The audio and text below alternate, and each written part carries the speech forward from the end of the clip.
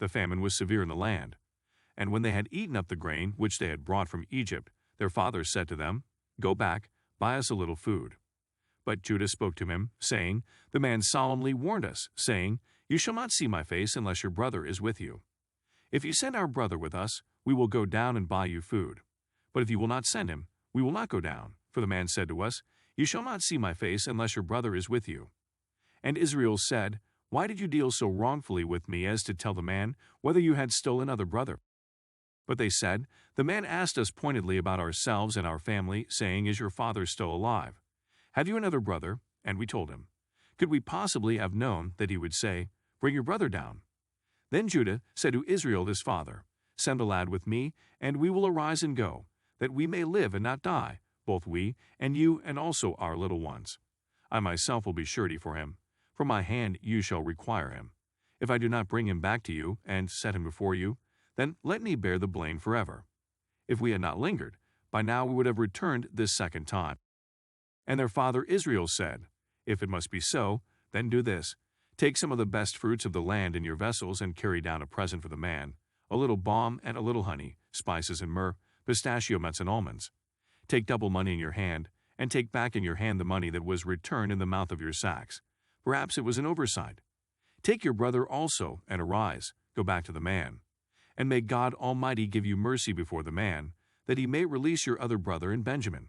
If I am bereaved, I am bereaved. So the men took that present in Benjamin, and they took double money in their hand, and arose and went down to Egypt, and they stood before Joseph. When Joseph saw Benjamin with them, he said to the steward of his house, Take these men to my home, and slaughter an animal and make ready, for these men will dine with me at noon. Then the man did as Joseph ordered, and the man brought the men into Joseph's house.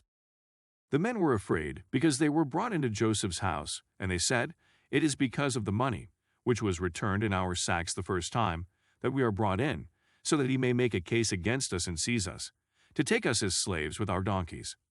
When they drew near to the steward of Joseph's house, they talked with him at the door of the house, and said, O sir, we indeed came down the first time to buy food, but it happened, when we came to the encampment, that we opened our sacks, and there each man's money was in the mouth of his sack, our money in full weight.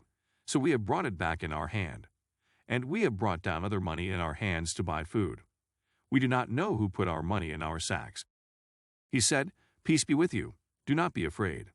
Your God and the God of your father has given you treasure in your sacks. I had your money. Then he brought Simon out to them. And the man brought the men into Joseph's house and gave them water, and they washed their feet, and he gave their donkeys feed. Then they made the present ready for Joseph's coming at noon, for they heard that they would eat bread there. And when Joseph came home, they brought him the present which was in their hand into the house, and bowed down before him to the earth. Then he asked them about their well-being, and said, Is your father well? The old man of whom you spoke, is he still alive? And they answered, Your servant our father is in good health. He is still alive. And they bowed their heads down and prostrated themselves. Then he lifted his eyes and saw his brother Benjamin, his mother's son, and said, Is this your younger brother of whom you spoke to me? And he said, God be gracious to you, my son. His heart yearned for his brother. So Joseph made haste and sought somewhere to weep. And he went into his chamber and wept. Then he washed his face and came out, and he restrained himself and said, Serve the bread.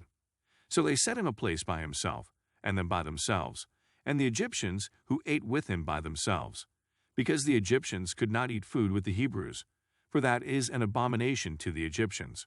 And they sat before him, the firstborn according to his birthright, and the youngest according to his youth. And the men looked in astonishment at one another. Then he took servings to them from before him, but Benjamin's serving was 5 times as much as any of theirs. So they drank and were merry with him.